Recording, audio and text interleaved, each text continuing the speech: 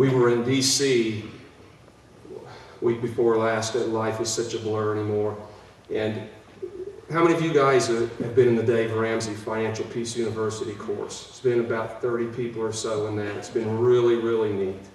And boy, has it ever changed our lifestyle. And I'm learning where my money has been going. And I realized I had more than what I thought that I had, and I didn't know where it was going. And Dave has really been a huge help to me personally, just very personally in my life.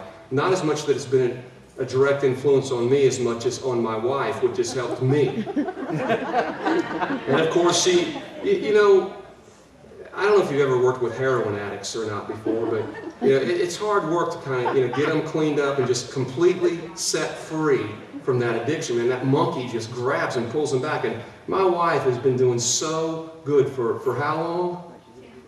Since January 29th, she has not bought a pair of shoes.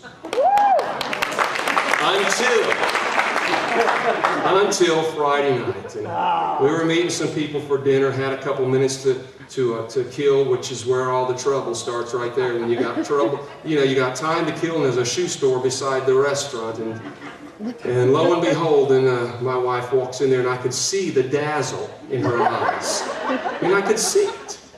And it's just like she picks him up, and it's like a mama with a newborn baby the first time she sees it. You know, and it's like, oh, and she looks at me. Her eyes are this big, and she looks at me and shows me the shoes. Like, look at these shoes. Let me have one of these shoes. I need one of these shoes. I want to see if they see something I don't see here.